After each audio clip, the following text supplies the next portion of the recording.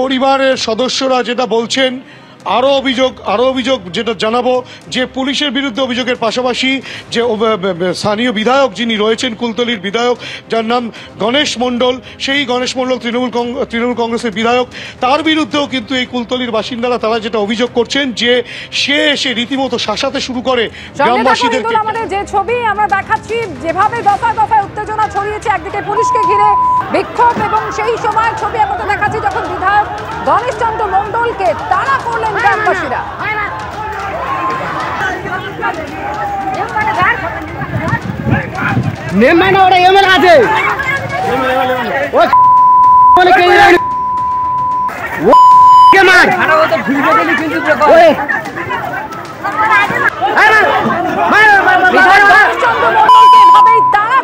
গ্রামবাসীরা 9 বছরের বালিকাকে ধর্ষণ করে খুনের অভিযোগ। বালিকার বাবা কি বলেছেন শোনাবো আপনাদের। টিউশনি পড়তে গিয়েছিল, পড়ে এসে 5টার সময় ছুটি দিয়ে আমি মহিষমারি বাজারে আমার দোকান আছে, আমাকে বলে বাবা আমি বাড়ি যাচ্ছি। রোজ বাড়ি একা যায়, কোনো সময় আমার সঙ্গেও যায়, রাত্রে দোকান বন্ধ করলে সেই সময় একসঙ্গে দুই মা বেটা একসঙ্গে যাই।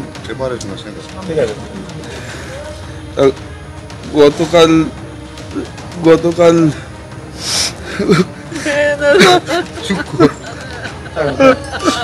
কালকে রাস্তা থেকে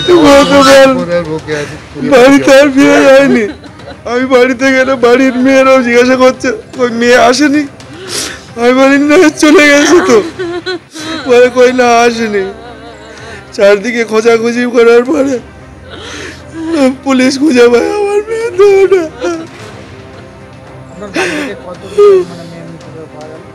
আমাদের বাড়ি থেকে 1 কিলোমিটার দূরে। আমাদের অভিযোগ দোষীর কঠোরতা যেন ফাঁসি হয়।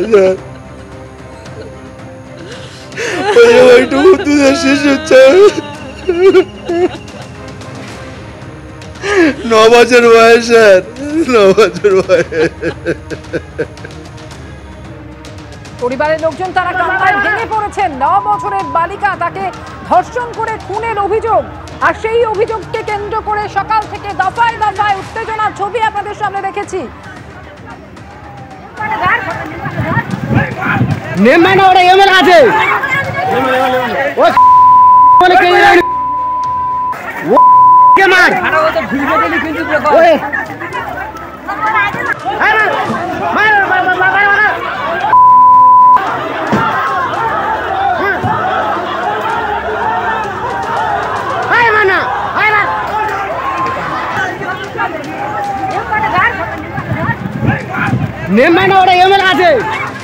গণেশ মণ্ডল এসে বলছে তোমরা এরকমই করছো কেন? আমাদের বাচ্চা চলে গেছে, আমরা এরকমই করছি। মানে সকাল থেকে রাত্রি যখন তোমার কাছে ফোন যায়, তুমি তখন বলো নি যে ওপার নি এপার নি, বাচ্চা চলে গেছে, বাচ্চার খুঁজতে হবে। 10 বছরের বাচ্চা, এতে বাড়াবাড়ির কেউ না যে একটা মেয়ে একটা ছেলের হাত ধরে চলে গেছে, তা তো না।